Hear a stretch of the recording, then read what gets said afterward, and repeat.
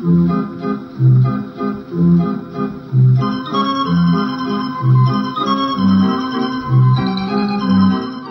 famille, première partie, chapitre 5, en route.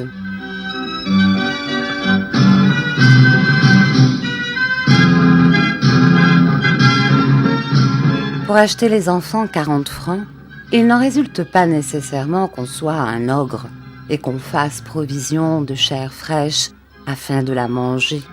Vitalis ne voulait pas me manger, et par une exception rare chez les acheteurs d'enfants, ce n'était pas un méchant homme. J'en eus bientôt la preuve. C'était sur la crête même de la montagne qui sépare le bassin de la Loire et celui de la Dordogne qu'il m'avait repris le poignet, et presque aussitôt, nous avions commencé à descendre sur le versant exposé au midi. Après avoir marché environ un quart d'heure, il m'abandonna le bras. « Maintenant, dit-il, chemine doucement près de moi, mais n'oublie pas que si tu voulais te sauver, Capi et Zerbino t'auraient bien vite rejoint. Ils ont les dents pointues. » Me sauver? Je sentais que c'était maintenant impossible et que par suite, il était inutile de le tenter. Je poussai un soupir. « Tu as le cœur gros, » continua Vitalis. « Je comprends cela et ne t'en veux pas. Tu peux pleurer librement si tu en as envie. Seulement, tâche de sentir que ce n'est pas pour ton malheur que je t'emmène. Que serais-tu devenu? Tu aurais été très probablement à l'hospice. Les gens qui t'ont élevé ne sont pas tes pères et mères. Ta maman, comme tu dis, a été bonne pour toi, et tu l'aimes. Tu es désolé de la quitter. Tout cela, c'est bien, mais fais réflexion qu'elle n'aurait pas pu te garder malgré son mari. Ce mari, de son côté, n'est peut-être pas aussi dur que tu le crois. Il n'a pas de quoi vivre. Il est estropié, il ne peut plus travailler, et il calcule qu'il ne peut pas se laisser mourir de faim pour te nourrir. Comprends aujourd'hui, mon garçon, que la vie est trop souvent une bataille dans laquelle on ne fait pas ce qu'on veut. Sans doute, c'étaient là des paroles de sagesse, ou tout au moins d'expérience. Mais il y avait un fait qui en ce moment criait plus fort que toutes les paroles, la séparation. Je ne verrais plus celle qui m'avait élevée, qui m'avait caressée, celle que j'aimais, ma mère. Et cette pensée me serrait à la gorge, m'étouffait. Cependant, je marchais près de Vitalis, cherchant à me répéter ce qu'il venait de me dire. Sans doute tout cela était vrai. Barberin n'était pas mon père. Il n'y avait pas de raison qui l'obligeasse à souffrir la misère pour moi. Il avait bien voulu me recueillir et m'élever. Si maintenant il me renvoyait, c'était parce qu'il ne pouvait plus me garder. Ce n'était pas de la présente journée que je devais me souvenir en pensant à lui, mais des années passées dans sa maison. « Réfléchis à ce que je t'ai dit, petit, » répétait de temps en temps Vitalis. « Tu ne seras pas trop malheureux avec moi. » Après avoir descendu une pente assez rapide, nous étions arrivés sur une vaste lande qui s'étendait, plate et monotone, à perte de vue. Pas de maison, pas d'arbres. Un plateau couvert de bruyères rousses avec çà et là de grandes nappes de genêts rabougris qui ondoyaient sous le souffle du vent. « Tu vois, » me dit Vitalis, étendant la main sur la lande, « qu'il serait inutile de chercher à te sauver. Tu serais tout de suite repris par Capi et Zerbino. » Me sauver? Je n'y pensais plus. Où aller d'ailleurs? Chez qui? Après tout, ce grand et beau vieillard à barbe blanche n'était peut-être pas aussi terrible que je l'avais cru d'abord. Et s'il était mon maître, peut-être ne serait-il pas un maître impitoyable?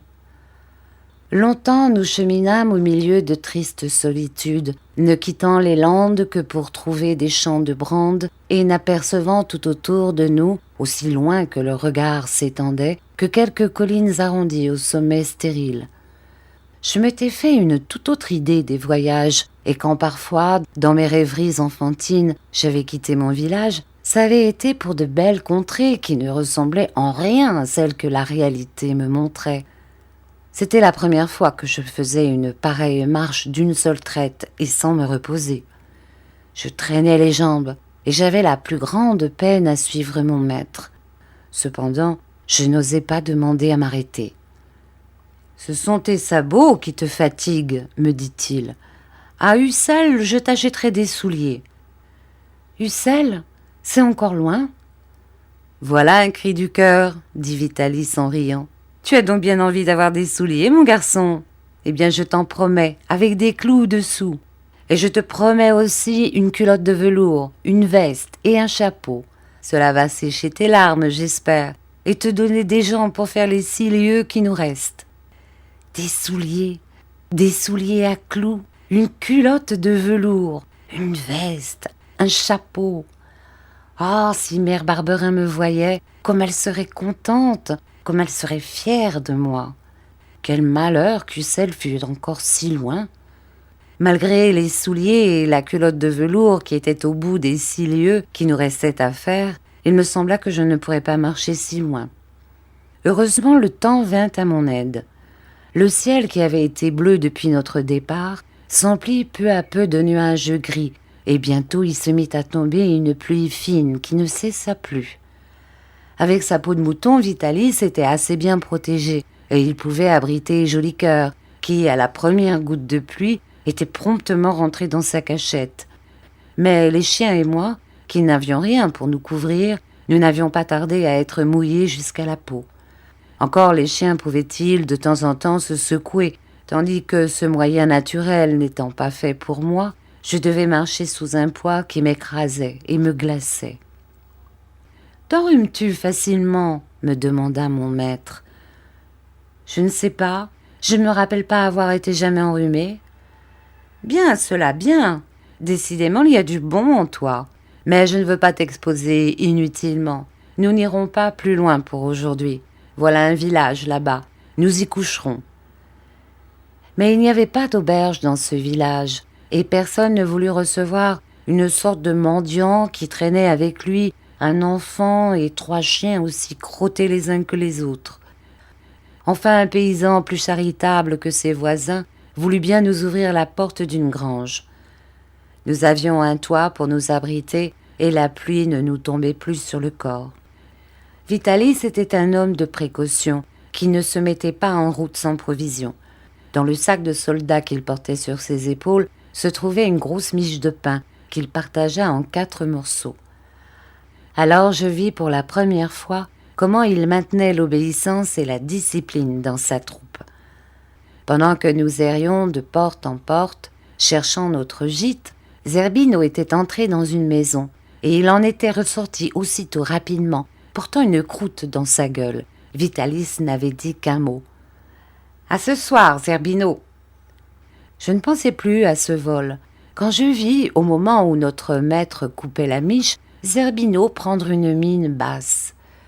Nous étions assis sur 2 bottes de fougères, Vitalis et moi à côté l'un de l'autre, Joli Cœur entre nous deux. Les 3 chiens étaient alignés devant nous, Capi et Dolce les yeux attachés sur ceux de leur maître, Zerbino le nez incliné en avant, les oreilles rasées. « Que le voleur sorte des rangs, » dit Vitalis d'une voix de commandement, « et qu'il aille dans un coin. Il se couchera sans souper. » Aussitôt, Zerbino quitta sa place, et marchant en rampant, il alla se cacher dans le coin que la main de son maître lui avait indiqué. Il se fourra tout entier sous un amas de fougères, et nous ne le vîmes plus. Mais nous l'entendions souffler plaintivement avec des petits cris étouffés. Cette exécution accomplie, Vitalis me tendit mon pain, et tout en mangeant le sien, il partagea par petites bouchées entre Joli Cœur, Capi et Dolce les morceaux qui leur étaient destinés. Pendant les derniers mois que j'avais vécu auprès de mère Barberin, je n'avais certes pas été gâtée. Cependant, le changement me parut rude. Oh, comme la soupe chaude que mère Barberin nous faisait tous les soirs m'eût paru bonne, même sans beurre. Comme le coin du feu m'eût été agréable, comme je me serais glissée avec bonheur dans mes draps en remontant les couvertures jusqu'à mon nez. Mais hélas, il ne pouvait être question ni de draps, ni de couverture, et nous devions nous trouver encore bien heureux d'avoir un lit de fougères. Est-ce qu'il en serait maintenant tous les jours ainsi ? Marcher sans repos, sous la pluie, coucher dans une grange, trembler de froid, n'avoir pour souper qu'un morceau de pain sec, personne pour me plaindre, personne à aimer, plus de mère Barberin. Comme je réfléchissais tristement, le cœur gros et les yeux pleins de larmes, je sentis un souffle tiède me passer sur le visage. J'étendis la main en avant et je rencontrai le poil laineux de Capi. Il s'était doucement approché de moi, s'avançant avec précaution sur la fougère, et il me sentait. Il reniflait doucement. Son haleine me courait sur la figure et dans les cheveux. Que voulait-il ? Il se coucha bientôt sur la fougère, tout près de moi, et délicatement, il se mit à me lécher la main. Tout ému de cette caresse, je me soulevai à demi et l'embrassai sur son nez froid. Il poussa un petit cri étouffé, puis vivement, il mit sa pinte entre ma main et ne bougea plus. Alors j'oubliai fatigue et chagrin. Ma gorge contractée se desserra, je respirais. Je n'étais plus seule, j'avais un ami.